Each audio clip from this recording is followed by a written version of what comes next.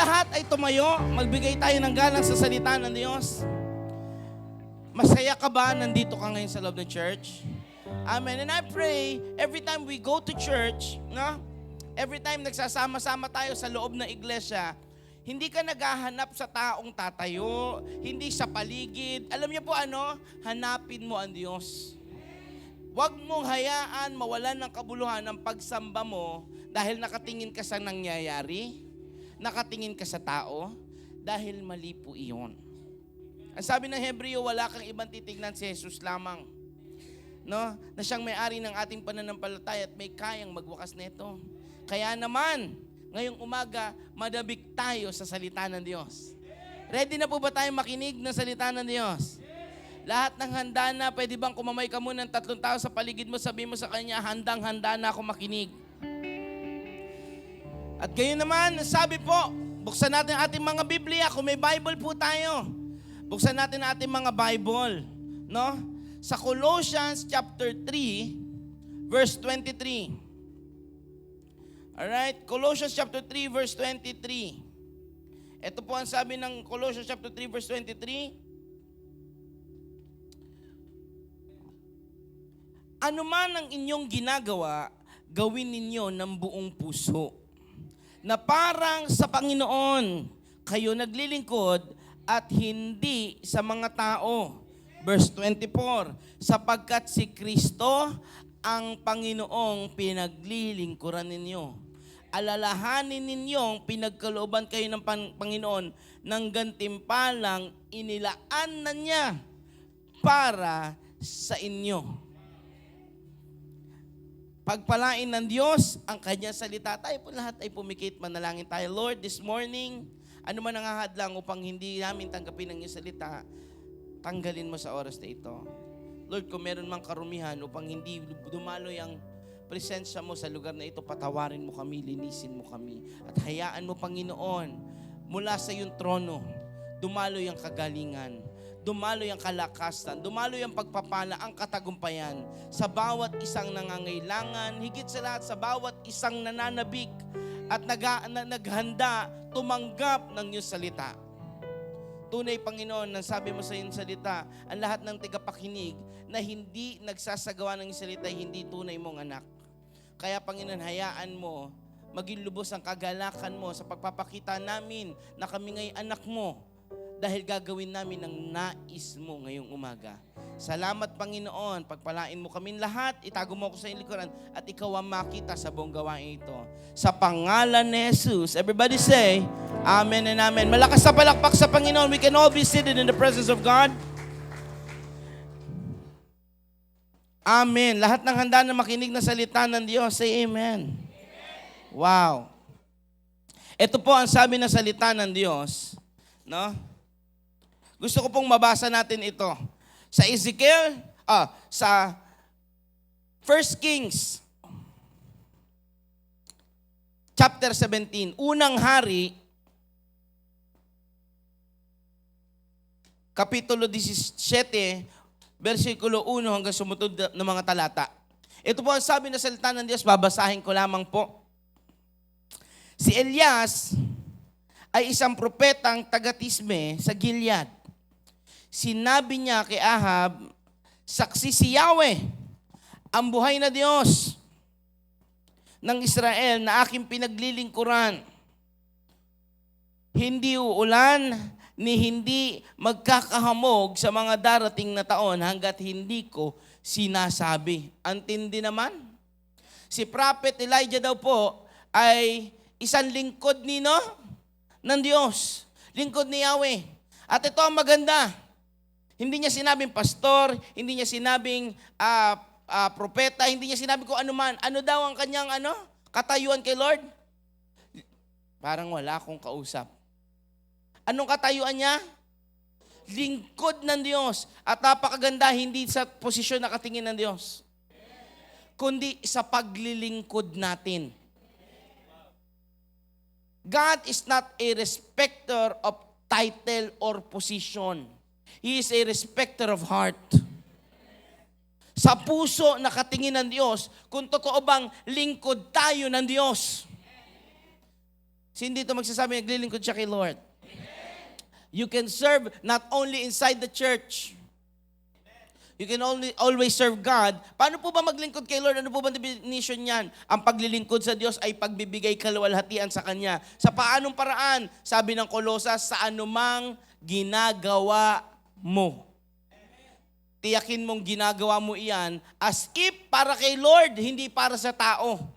So ano-anong mga bagay iyon? Kapag nasa trabaho ka, pag nasa eskwelahan ka, pagka nakikipagkaibigan ka, kapag isa kang anak, isa kang magulang, ano man ang sitwasyon, ano man ang iyong kinalalagyan, siguraduhin mo ang iyong ginagawa ay nakapagbibigay kaluwalhatian sa Diyos.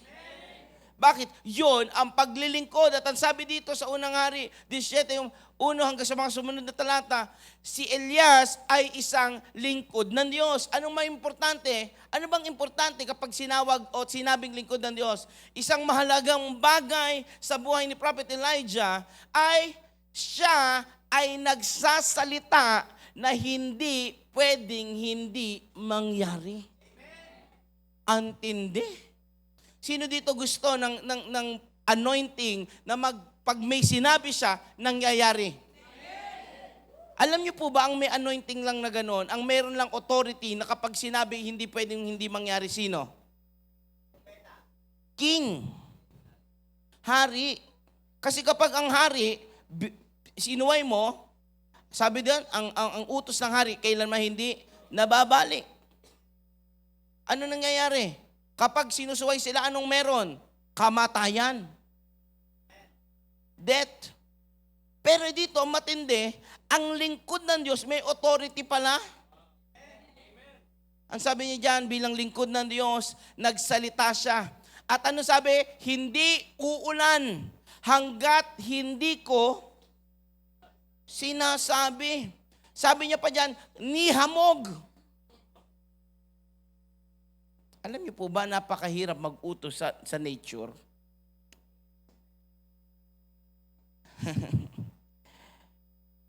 Last week lang po, nagkaroon ng matinding ulan sa Dubai, sa UAE. Sino nakakaalam?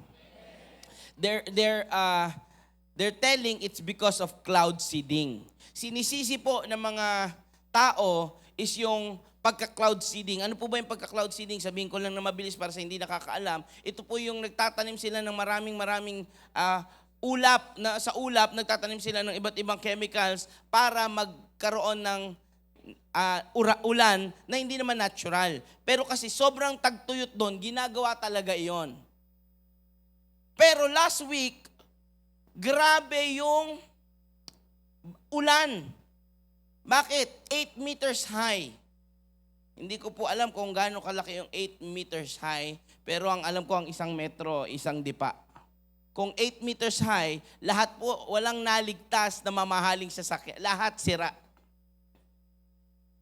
Sinisisi nila yung natural, pero ang sabi lang ng government ng UAE, kung natural yan, gugustuhin ba namin sirain ang sarili namin? Make sense? Hindi, syempre. Ano nangyari? Ang sabi nila, 1 week before dumating yung ulan, yung bagyo, sinabi na namin maganda kayo sa malakas na ulan, hindi kayo nakinig. Wala ngayong masisi. Pero isang malupit kasi sa UAE, alam niyo po ano matindi? Ang sabi ng government nila, ano man ang makukuha, masisira na gamit from the stores, babayaran ng government. Sana all. No? Tindi ng government nila, sana all. No? Umulan, nasira ang mga gamit ng mga may kabayan. Sabi, pumunta kayo, pakita niyo yung receipt, pakita niyo yung mga nasira, babayaran at babalik ng government. Anyways, ito sa binasa natin, sabi ng verse 17, verse 1, lingkod ng Diyos na kapag may sinabi, hanggat hindi niya sinasabi, hindi mangyayari. Ito ang mga sumunod na talata.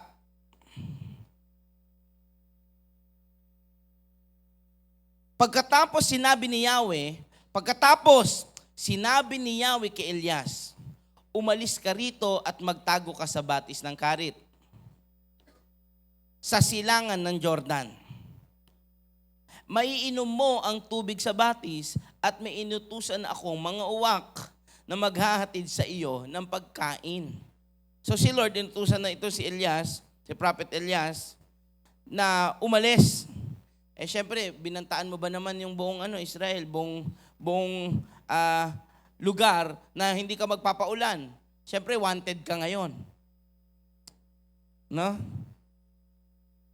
Kaya naman pinagtago siya ni Yahweh. Sabi din, magtago ka sa batis ng Karit, sa silangan ng Jordan, verse 4, maiinom mo ang tubig sa batis at may inutusan akong mga uwak na maghahatid sa iyo ng pagkain.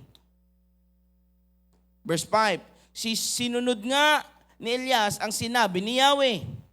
Lumakad siya at nanirahan sa may batis ng Karit, sa silangan ng Jordan. Umagat, verse 6 na po ako umagat hapon, may mga uwak na nagdadala sa kanya ng pagkain. Kung meron man pong pasaway, uwak yon. Nung nakakita na po ba kayo ng uwak? Okay, I was in Japan last year, hindi ko maalala anong month Pero may pinuntahan kaming lugar, yung mga uwak, grabe po. Lumingon ka lang sandali, lahat ng nilatag nyo, maubos talagang, at hindi yung lumalapag. Hindi yung lalapag na pak, tapos gaganon. Hindi. Kinukuha. Okay. May matindi pong karakteristik yung uwak. Kasama po namin si Tita Carmen, yung aming tita ni Pastora Ruth. Nagpunta kami sa isang lugar doon sa may Japan, may dagat doon. Hawak na nila yung pagkain. Si tita ko, yung mga uwak po, nag-iikot sa taas. Si tita, kinuha yung pagkain, sabi niya, baka kunin. Tinago niya. At pabalik siya ng kotse, yung uwak po ang tindi. Sa kamay niya, kinuha. Wala siyang galos. Walang kahit ano. Nakuha yung pagkain buong buo. At ang hawak niya na lang plastic. Tapos nagkakaripas ng takbo. Nagtatakbo. Sabi niya, pambihira yung mga uwak na yan. Galit. May karakteristik ang uwak, hindi nauutos ang pasaway. Nagawa kami ng mga pamalo, hindi namin maabutan Ang bibilis talaga Tinakpan na namin, wala, hindi talaga. Ngayon, kita nyo sa buhay ni Prophet Elias, ang nagdadala sa kanya ng pagkain, uwak, ravens, mga hindi mautusan kasi kayang utusan ng Diyos sa matitigas na ulo para pagpalain ng mga lingkod ng Diyos. Hello?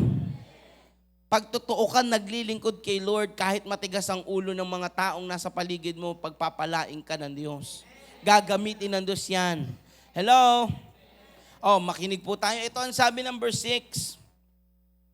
Umaga't hapon may mga uwak na nagdadala sa kanya ng pagkain at sa batis na may siya'y umiinom. Ngunit dumating ang panahon na natuyo na rin ang batis. Verse 8. Kaya sinabi sa kanya ni Yahweh, umalis ka rito. Pumunta ka sa Sarepta, sa lupain ng Sidon. May inutusan akong isang byuda na magpapakain sa iyo roon. Verse 10. Pumunta nga siya roon. At nang papasok na siya ng pintuan ng lusod, nakita niya ang byuda na namumulot ng panggatong. Sinabi niya sa babae, maaari po bang makinom? Verse 11, aalis na ang babaeng upang ikuha siya ng tubig, nang pahabol niyang sabihin, kung maaari, bigyan mo na rin ako ng kapirasong tinapay. Sumagot ang babae, saksi si Yahweh ang inyong buhay na Diyos. Ngayon ko lang na-notice, hindi pala believer yung babae. Nakagaya ng faith ni Prophet Elias. Anong significance? Kaya mag-utos ng Diyos ng unbeliever para i-bless ka. Na-miss na tayong amen nung iba. That was your amen. Kailangan marinig mo kung kailan ka amen. Kasi pag mali yung timing ng amen mo, sabi ng Bible, naririnig ng Diyos yan. Ulitin natin Uulitin ko po. Gumagamit ang Diyos kahit unbeliever para i-bless ka. Meron nga lang tong may clause. Ano ba yung clause? May condition nga lang ito. Ano yung kondisyon? Unang description, lingkod ng Diyos si Prophet Elias. Lingkod ng Diyos. Kaya ang tanong, naglilingkod ka ba kay Lord? Paano maglingkod? Ano man ang iyong gawin, magbigay glory kay Lord. Kaya ang tanong ko, sa mga ginagawa mo ba nakapagbibigay glory kay Lord yan? Kaya congratulate mo yung katabi mo, sabihin mo sa kanya, totoo kang lingkod ng Diyos. Masaya mo naman sabihin mo sa kabila, alam ko, lingkod ka ni Lord. O ngayon, kung hindi, ngayong umagang ito, magbago tayo. Amen? Labas tayo lahat sa lugar na ito na talagang, yes Lord, naglilingkod kami sa iyo kasi ang gagawin na namin simula ngayon, magbigay ng glory sa iyo. Amen? Ito ang sabi. Verse 10, pumunta nga siya roon at nung papasok na siya sa pintuan ng lusod, nakita niya ang byuda na mamulot ng mga panggatong. Sinabi niya sa babae, maaari po ba makinom? Aalis na ang babae upang ikuha siya ng tubig. Nang pahabol niya sabihin, kung maaari, bigyan mo na rin ako ng kapirasong tinapay. Verse 12, sumagot ang babae, saksi si Yahweh ang inyong buhay na Diyos. Nawala na kaming tinapay. Meron pa kami kaunting harina at ilang patak na langis. Namumulot na nga ako ng panggatong upang lutuin niyon at makakain man lang kami ng anak ko bago kami mamatay. Sinabi sa kanya ni Elias, huwag kang mag-alala, pumunta ka na at gawin mo ang iyong sinabi. Ngunit ipagluto mo muna ako ng isang maliit na tinapay at pagkatapos magluto ka ng pera para sa inyo. Sapagkat ganito ang sinabi ni Yahweh. Meron na naman sinabi ang lingkod ng Diyos. Ang sabi niya, pagkat ganito ang sinabi ni Yahweh, Diyos ng Israel, hindi niyo mauubos ang harina sa lalagyan at hindi rin matutuyo ang langis sa tapayan. Hanggat hindi sumasapit ang takdang araw na papapatakin na ni Yahweh ang ulan. Sabi niya, sabi ng lingkod ng Diyos, hindi kayo mauubusan. Ibigay mo muna. Hindi ka mauubusan, ibigay mo muna. Ano sabi niya? Hanggat hindi pinauulan ni Yahweh. Pero kung babasahin niyo yung umpisa, anong sabi niya? Hanggat hindi, sabi niya ba nung una, hindi sinabi ni Lord? Hindi. Ang unang verse na binasa natin, hanggat hindi ko sinasabi. Anong pinakikita dito? Na ang salita ng Diyos, gumagamit siya ng mga lingkod niya upang ang lingkod ng Diyos ay gamitin sa buhay ng tao bilang salita ng Diyos. The authority of God in your life is your pastors, is your leaders. Hello? Praise God kung naririnig mo si Lord with the audible voice. Every now and then, antindi mo. Saludo ako sa iyo, kapatid. Pero most of the time, gumagamit si Lord ng familiar voice sa buhay mo para malaman mong si Lord ang nangungusap sa iyo. Nang tinawag si Samuel ng ating Panginoong Jesus, ng ating Diyos, ang narinig niyang boses kanino? Kay Eli. Kay Prophet Eli ang narinig niyang boses. Kaya nga doon siya tumatakbo. Sabi niya, propeta, ano pong kailangan niyo? Sabi ni Prophet Eli, hindi kita pinatatawag. Kasi ang naririnig niyang boses ng Diyos ay yung boses na pamilyar siya. Naintindihan po ba natin yon? Lahat na nakakasunod, say amen. Ito ang magandang bagay. Ang sabi dito, ginawa nga ng babae ang utos ni Elias at hindi naubos ang pagkain ni Elias at ng mag-ina sa loob ng maraming araw. Hindi nga naubos ang harina sa lalagyan at hindi rin natuyo ang langis sa sisidlan. Tulad nga ng sinabi ni Yahweh sa pamamagitan ni Elias. Very simple thing. Ang gusto ko pong ituro ngayon, there are 4 points na gusto kong sabihin sa atin ngayong umaga. Okay ba yun? Title po natin, Be the right person for the right season. Ulitin natin. Ito po ang title natin kung pwede natin maipakita. Be the right person for the right season. Pwede ba natin sabay-sabay sabihin? 1, 2, 3, go. Be the right person for the right season. The question is, when is my right season? Kailan po ba ang tama kong panahon? Kailan yung season ko, pastor? kailan po ang sinabing season ko? Alam niyo po, simple lang ang sabi ng Diyos. Kung saan ka nilagay ng Diyos, kung ano man ang nangyayari sa iyo, yan ang season ng Diyos para sa iyo. Hindi siya pwedeng magkamali ng inilagay niyang timeline sa iyo.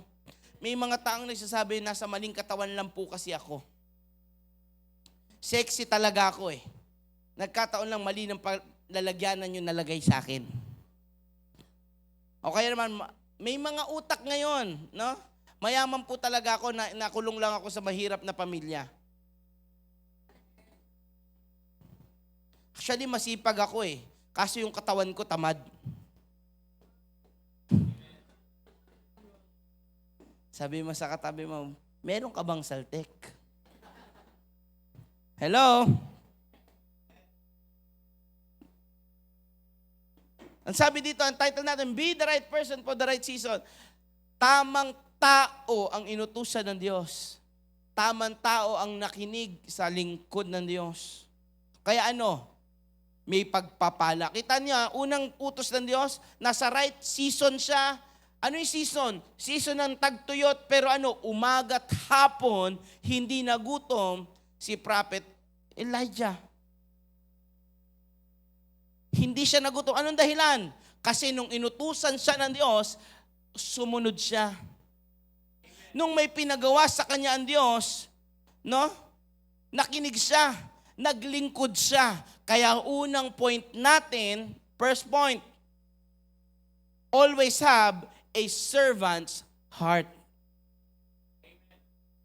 Meron tayong pusong marunong sumunod, maglingkod. Amen?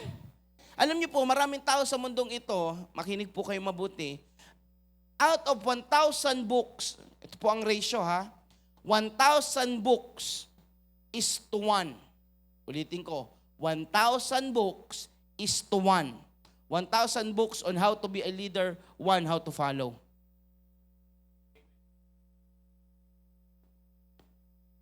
Ulitin ko po iyon. 1,000 libro, paano maging mahusay na leader. Pero ang katumbas ng 1,000 libro, 1 libro, paano sumunod. Kasi wala ng tao ngayon gusto sumunod. Gusto lahat ng tao, nagunguna, naglilid. Pero yung ba ang tawag ng Diyos sa atin? Hindi. Ang tawag ng Diyos sa atin, come, follow me. We are followers of Christ. Hindi niya sinabi, come, lead with me. Si Jesus lang ang leader natin. Amen? Kita niyo po sabi ng Matthew chapter 23, verse 10 to 12. Yan. And do not be called teachers. For one is your teacher, the Christ. Isa lang. Isa lang talagang tigapanguna natin. Tigapagturo talaga natin. Hindi po ako nakabase sa ating propesyon. Kundi ang ibig sabihin niyan, ang tigapagturo talaga ng buhay natin, walang iba, si Kristo. Huwag niyo pong maliin, baka sabihin niyo, galit si pastor sa mga teacher. Hindi po, love ko ang mga teacher. Kundi ang ibig sabihin diyan, at yan ang sabi ng Bible, isa lang talagang tigapagturo ng buhay natin. Sino daw? Si Kristo. But, ito naman, nasabi ng verse 11, who is greatest among you shall be your servant. Verse 12, and whoever exalts himself will be humbled, and he who humbles himself will be exalted. Balik tayo sa verse 11, kung gusto mong maging magaling. Ano daw? Kailangan matuto kang maglingkod. Walang mga magagaling na taong ginamit ng Diyos na hindi muna magaling sumunod. Ang ating Bishop Boy Ramos po, una niyang trabaho, tigalinis, maintenance. Ushering. Bago siya ginamit ng Diyos sa libu-libong mga pastor at binagong buhay at nag-revive na maraming Kristiyano. Nag-revive na maraming church. Hello? He is a servant first. Kaya ang tanong, nag-i-enjoy ka ba, nabibigyan mo ba ng glory sa mga paglilingkod mo ang Diyos? O you're in it for the fame? Hello? Gusto mo kagad humawak ng mic? Gusto mo kagad nasa unahan? Ganun ba ang paglilingkod? sabihin ko po sa inyo, maraming magagaling na motivational speaker, pero hindi preacher. Uulitin ko, maraming magaling magsalita, pero hindi tigapangaral. Hindi tigapangaral, hindi tigapagturo. Kasi hindi mo kayang ipangaral, i-preach ang hindi mo buhay. Kapag nangangaral ka at hindi totoo sa buhay mo, kapatid, ang galing mo motivational speaker. In this generation, in this season, in this time, there are too much information. Mag-google ka lang, andyan na lahat. Yun ang katotohanan. Pero without the experience, without preaching their own lives, preaching becomes a demonstration of knowledge. Without experiencing it, it's not a preaching, it's a motivation. Para ka lang nagbabasa ng mga quotes. Hello? Bago tayo magpagamit, gusto ng marami yung limelight, yung fame. It's not about that. It's about service to God. Nakakalungkot, gusto mo yung ginagamit ka ng ginagamit, nangangaral ka ng ngaral, pero walang pagsama ng Diyos, sayang. Sayang. Ito ang sabi, gusto ko pong basahin natin to ha. Pwede bang basahin natin sunod-sunod, sabay-sabay? Pick up, pwede bang pakibaba anak? If kaya today, if hindi naman next Sunday na po natin basahin, naglag? Yon. Babalik tayo mamaya. No? So, mapapakinggan po natin ang point number 2 this coming Wednesday. See you all po. Ay, yan na. Bago yung mag-number 2, anak, iangat lang natin onte. Yan. Sabay-sabay natin basahin. 1, 2, 3, go. Pick up the map first before picking up the mic. Bago mo kunin yung mic, siguraduhin mo may ginawa ka na muna. Gusto mo kaagad magsalita na ito eh. I could give this away. Alam niyo po ako, I would rather play drum sa likod. Mag-worship kay Lord, magdamag. Kesa mag-preach at kung ano mang bagay. That's my first priority kay Lord. Lord, ayun ang una kong gagawin. Linisin ko yung drums, mag-ayos, tumugtog, mag-worship para sa'yo. Yun po talaga ang heart ko. Mas gusto kong ka-fellowship yung mga tao sa labas kaysa tumatayo sa gantong unahan. Yun po ang totoo. Gusto ko makipagkwentuhan, malaman ng buhay ng maraming tao. Pero dito, kung gusto talaga nating maglingkod kay Lord, kunin mo muna yung map. Wala. Tapos gusto mo gamitin ka mightily ni Lord. Sabihin mo nga sa katabi mo, naintindihan mo pa ba? Wala nang nagsasalita. Hello? Malakas na palakpak sa Panginoon.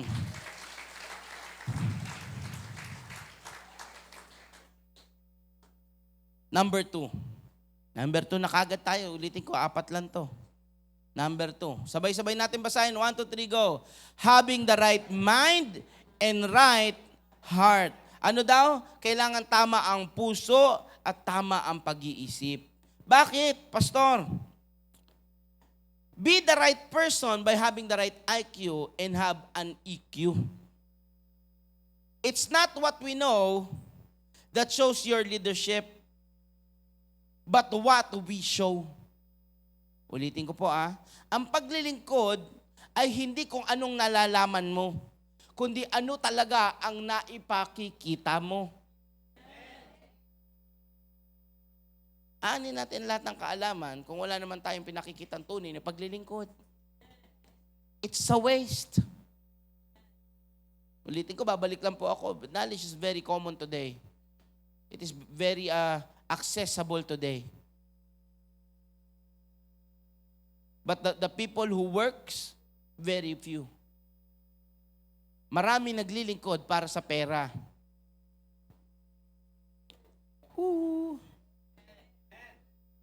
Kapag may sahod, sige, gagawa ako. Pagka wala, pag libre, pag magbibigay ako oras, panahon, maglilinis ng church, nakakatamad. Kaya na nila yan. Ouch! Pwede bang pakisiko yung katabi mo, sabi mo, ano ba yun? Oh, wala pong pinatatamaan si pastor. Wala. Nangangaral lang ako. At kung tatamaan ka man, umilag ka na lang. At kung di ka makailag, magpabago ka kay Lord. Amen. Tingnan natin ha. Sayang naman kung maling tao tayo. Imagine this. Si Prophet Elijah, kausap yung babaeng byuda, tapos yung sinabi niya, ikaw ang pinadala ng Diyos sa akin kasi kinausap na siya ni Lord, di ba? Pagluto mo daw ako, bigyan mo akong tubig, tapos pagluto mo ako. Imagine niyo kung yung babae may attitude. Hindi tama ang isip at hindi tama ang puso.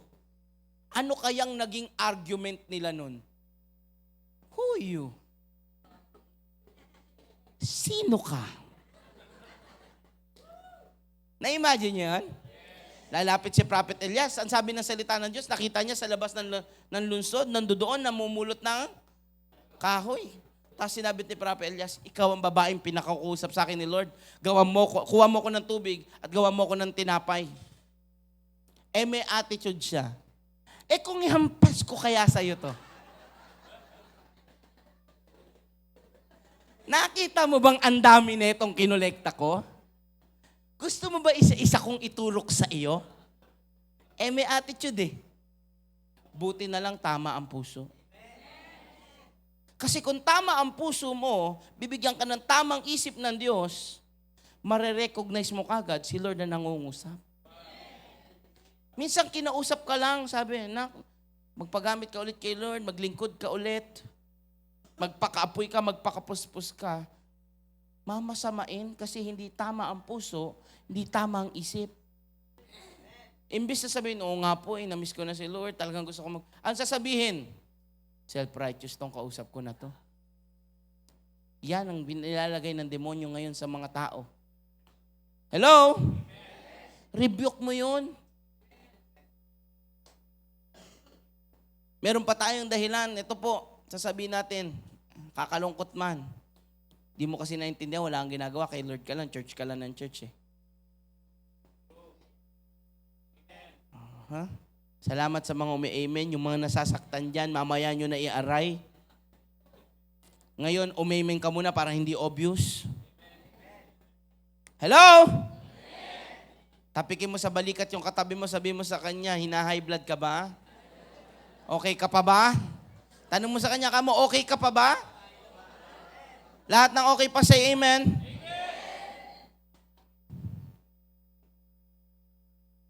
There's a point nang kausap ni Prophet Elijah yung babae, alam ng babae dahil right heart, right mind siya.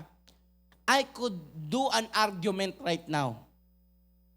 Pwede akong makipagtalo ngayon, pero may relationship na pinabagagawa sa akin si Lord. Naintindihan niyo yon?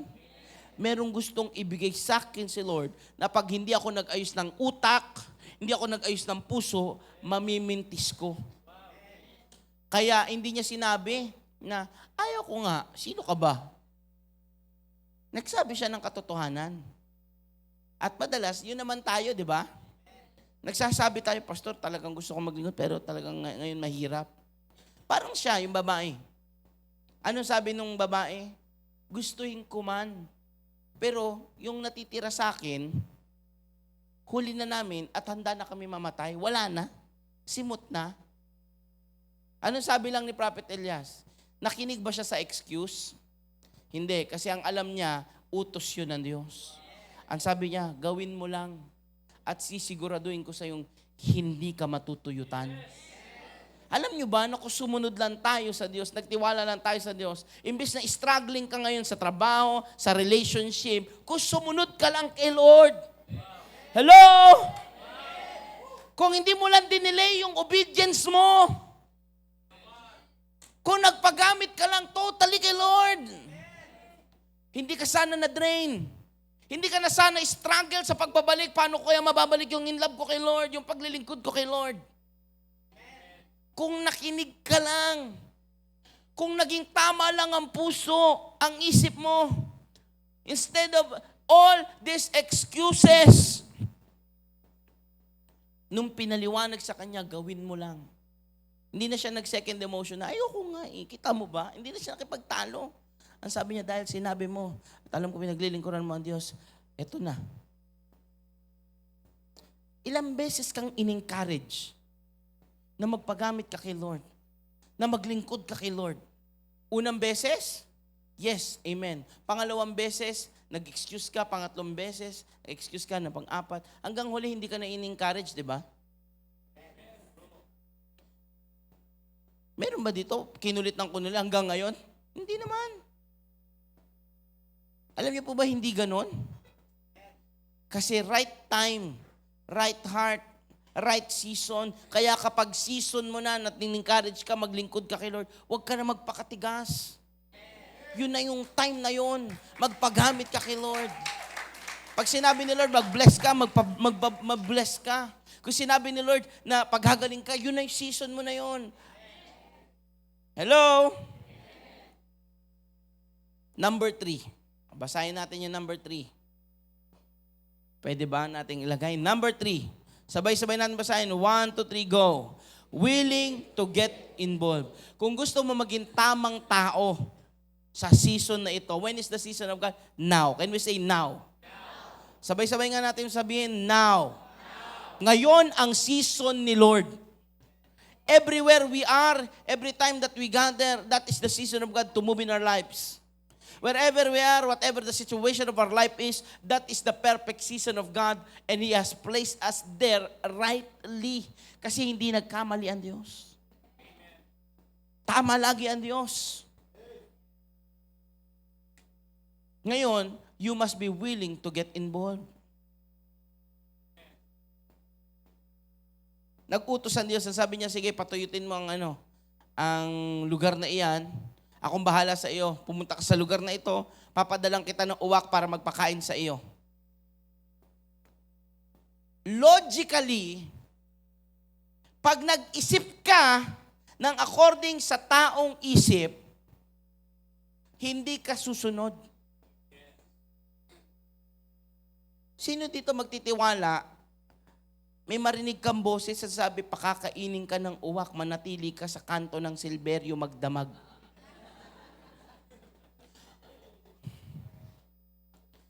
Tumambay ka sa bandang kaliwa, malapit sa mini-stop. Mayroong mga uwak na darating sa iyo na may bagong isang buong manok. Anong una mong magiging instinct? Gutom na yata ako. Hello? Apakahirap sumunod logically. Ulitin ko kung titingin ka sa iyong mata, makikinig ka sa sarili mong pag-iisip, ang hirap sumunod. Pero kung makikinig ka sa Espiritu ng Diyos, kung makikinig ka in your spirit, in your heart, in the right mind, sabi ni Prophet Elias, dun ba? Tara na, Lord. Pagdating niya doon, pinahiya ba siya ng Diyos? Ginutom ba siya ng Diyos? Pinabayaan ba siya? Hindi. Hello? Tinupad ng Diyos yung side niya ng deal. Ang side mo ng deal, sumunod. Kailangan mo, willing ka, Lord, ako gusto ko talaga maging bahagi. Willing to get involved. May willingness. Hello? Hindi, not only what you want to do, or only the task you want to do, but to see it all fulfilled. Ang sabi ng Diyos, patutuyutin ko hanggat hindi mo sinasabi. Kaya kung may pinagagawa ang Diyos ngayon sa church natin, pinadadami tayo ng Diyos. Ang sabi ng Diyos, in the next 1-2 years, dadami, dodoble ang number natin. Sabihin mo, ano bang gagawin ko? Hindi lang yung task na gusto mo, tiga kamay, yun na yun. Maging involved ka sa paglago, sa kabuuan. Hello? Maging involved ka doon sa final result, hindi lang doon sa task given to you. Ang nakakalungkot po, mas maraming tao gusto maging kasama doon sa parade. Ayaw sa project. They want the parade. They don't want the project. Gusto nila yung tagumpay, ayaw nila yung paghihirap sa kalakip nun para makuha yung tagumpay. Totoo naman. Kung may pagkakataon na lahat tayo bigyan ng tagi 1 milyon, gusto mo lang 1 milyon. Pero kapag sinabi ang pamamaraan niya, magtrabaho ka, ayoko po. Akin na lang yung 1 milyon. Tamad ang tao. Gusto lang lagi yung glory. Gusto lang lagi yung result, yung reward. Pero ayaw ma-involve dun sa tamang gagawin. Kung ba bibigyan kayo ni Pastor ng isang project, kagaya ng sample po, and I praise God, nag-project tayo, sabi ko po last Sunday, magdadagdag tayo ng 2 bagong aircon. Glory to God, ginawa ng Diyos. Ngayon po, may bago tayong 2 aircon. Kala nyo lang po, hindi bago, pero ito pong aircon na ito, bago na po iyan. Makikita niyo po yung 2 aircon natin. Yan at yung nasa likod po, asa labas na. Ang pangalan po ng 2 aircon na yung Marquez. Luman-luma na po yung buhay pa po si Daddy, ginagamit na ng church yun. No? Pero napalitan na po yan, 2 bagong 2.5. Sinong kasama ni Pastor?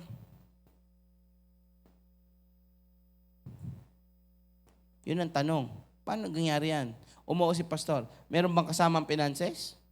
Kasama ba yung financial ng church? Ang financial po ng church, nandiyan ang ating Pastor Benerson at ating finance. Sasapat ba sa upa natin, Pastor? Hindi. Paano na pangyari yan? Praise God, nagpagamit ang inyong Pastor. Hindi na papaligoy-ligoy pa, hindi na ako magsasabi kung sino-sino. Totoo yun. Ngayon, may ginamit ang Diyos para maging katuwang ko magbayad niyan. Total payment na ba yan? Hindi pa. Pero may binamit ang Diyos. Hindi ko alam kung gusto nila magpasabi, pero ang Diyos ang magpala sa buhay nila.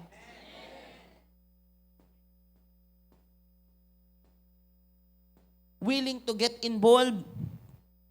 Alam mong may pangangailangan, alam mong may kailangan mangyari, may gustong ginagawa ang Diyos sa church natin. Apakahirap kaya magdako ng maraming kaluluwa sa loob ng church kung mainit. Tayo lang, hindi naman tayo puno, tapos napakainit na natin eh.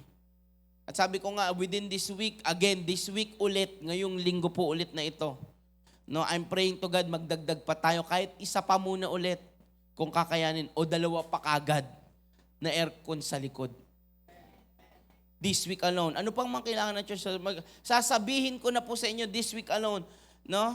Na ang mga kailangan ng church natin, alam nyo po ito, parang mga ano pa ako 16 years old, youth pa kami nila Pastora Roninyo, ito na yung speaker namin, itong mga boss na to Ito. Nakakabit pa po ito sa MTF Sa Bali 2, sa taas. Hindi na, mas elite pa to sa elite Senior citizen na yan Isipin mo, umaawit pa rin. Buti pa to, nagpagamit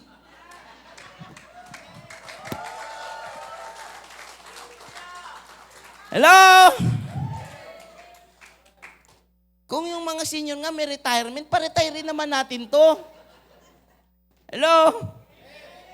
Tingnan nyo, ang galing-galing ng gitarista natin. Tingnan nyo yung ginagamit ng monitor. Diyos ko naman, Panahon pa ni Kopong-Kopong, ang liit-liit.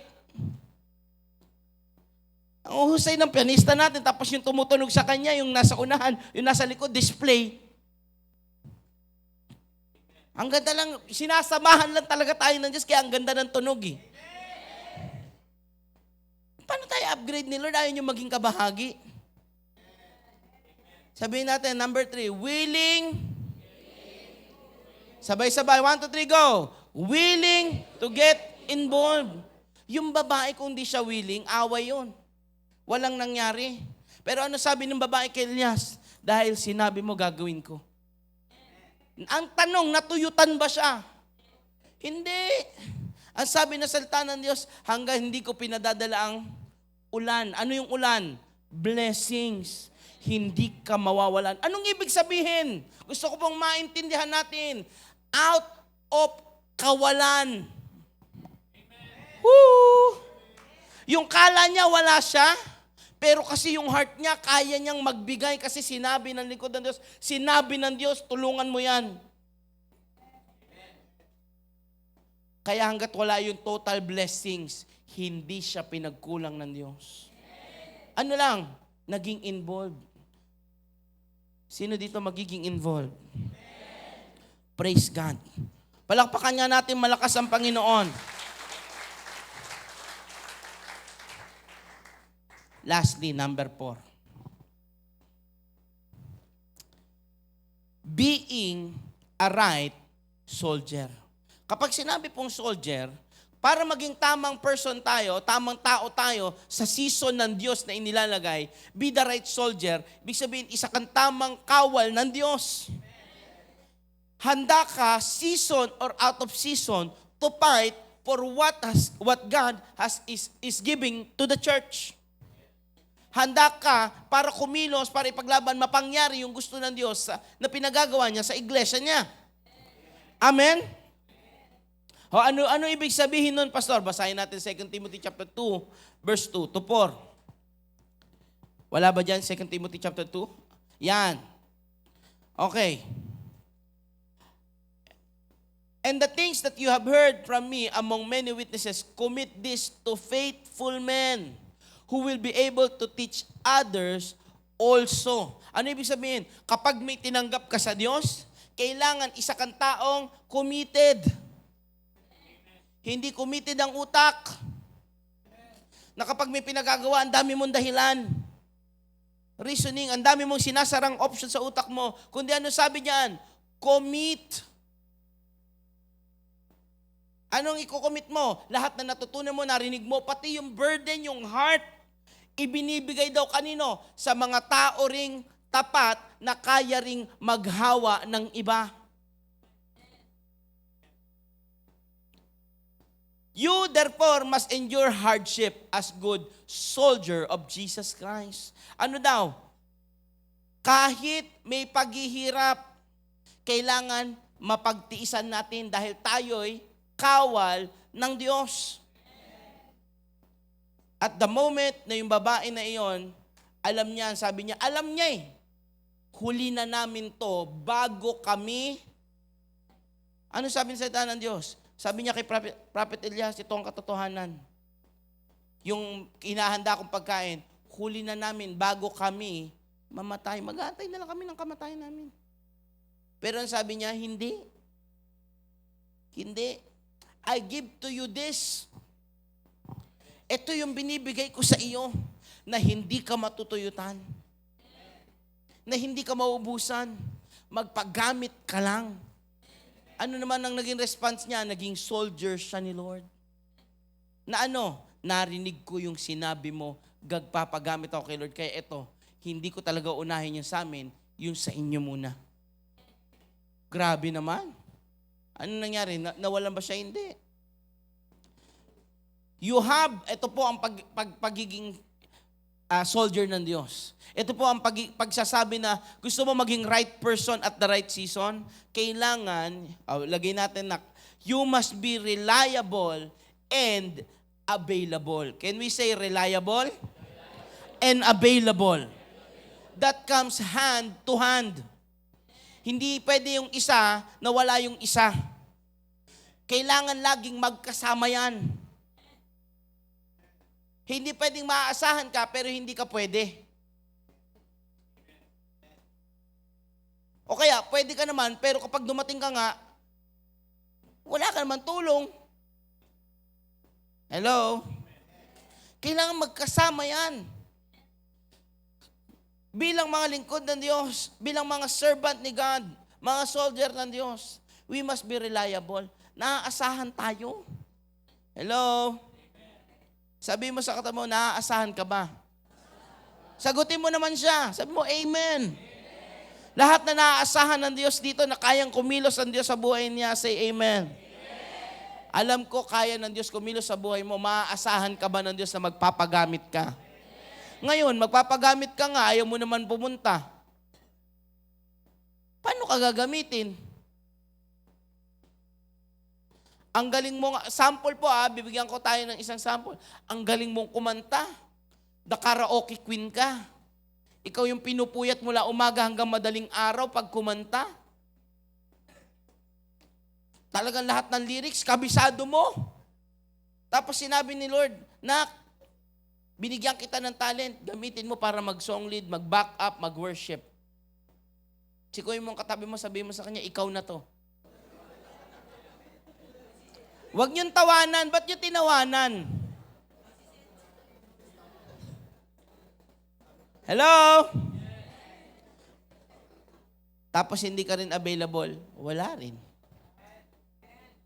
Hindi ka din pwede. Hindi ka din aatin ng practice. Hindi mo rin papagamit kay Lord. Ano yun? Sabihin mo nga sa kanila mo, sayang. Hindi ka naman maasahan. Baliktad naman. May mga tao naman, laging pwede. Wala namang ginagawang kakayanan para umalam ng mga bagay. Wala rin. Di ba sayang yung pumunta kayo sa isang lugar? Naalala ko po, nagpunta kami sa Cavite, sabi ni Ate Men, ni Pastora Men, kailangan ko ng mason. May mga tao ka ba diyang pwede? Ang narinig ko lang po sa kanya, may mga tao ka ba diyang pwede? Hindi ko narinig na kailangan niya mason. Sabi ko sa kanya, marami dito. Marami, mga full-time natin na mga pastoral, gusto mo patuntay ko niya tutulong. Niya, sige nga, magpapunta ka nga. Nagpapunta po ako, pagdating doon, walang nagawa. Totoo po ito. Alam niyo anong nagawa nila? Nagwalis. Ay, alam ni Papa Bobit, nagpunta doon yung dalawa kong anong ginawa? Nagwalis lang. Bakit? Sabi, tumawag sa akin sa atin, ano ba ito mga pinapunta mo? Sabi mo yung mga pwede. Sabi niya, ang kailangan ko mason. Kahit pwede ka, kung hindi ka naman kagamit-gamit, kaya magpagamit ka. Paano ka magpapagamit? Lahat ng gagawin mo, galingan mo, alamin mo yung kailangan ng church, kailangan ng Diyos. Hello? Isipin mo, kung alam ko lang mason ang kailangan niya, hindi ko pinapunta yung mga yun. Meron talaga akong mason eh. In-excuse ko, 2 mason ko, tsaka meron kaming member na ang mga tao niya ay puro construction worker. Kung alam ko lang na yun talaga, hiningi ko siya eh. Sabi ko, papuntahin mo nga lahat ng mga tauhan mo, papuntahin mo doon, tulungan mo si Pastor Amin. Mali. Ang narinig ko lang, magpapunta ka ng taong pwede. Yung available. Wala. Hello? Kailangan tama kang tao ng Diyos. You are the right soldier of Christ. In this right season, be the right person. Hello? Kinakanta po natin kanina, as I end, kinakanta natin kanina, I have decided to follow Jesus, no turning back. No turning back. Ano kasunod? The cross before me, the world behind me, no turning back, no turning back. Ano ibig sabihin? Lord, susunod na lang din naman ako sa iyo. Kalimutan ko na yung nakaraan. Iasa ko na lahat sa iyo. Nakatingin ako sa cross, sa ginawa mo sa akin, ako naman gagawa para maabot ko yung ginawa mo. Meron ba ditong right person in this right season of the church? Meron bang right person na magpapagamit at sabi niya, Lord, I am willing, here I am, send me, gamitin mo ko, Panginoon. I want to get involved, I want to be the right person, I want to have the right mind, the right heart. Lord, gamitin mo ako. Baka kala nyo po may challenge na matindi. Ito na yung pinaka-challenge. Ito na. Magpagamit ka kay Lord. Madaling pakinggan. Mahirap gawin. Kasi kailangan mo ng tamang puso, tamang isip, gusto mo maging kabahagi, at kailangan handa ka season na out of season. Magpa-equip ka kay Lord. Praise God sa mga taong ginamit na ng Diyos para magpagamit sa kanyang iglesia, pero marami pa tayong gagawin. Kaya I challenge each and everyone. Lahat tayo, patuloy tayong maging bahagi ng pinagagawa ng Diyos sa iglesyang ito. Tayong lahat ay tumayo. Pwede bang palakpakan natin malakas ang Panginoon?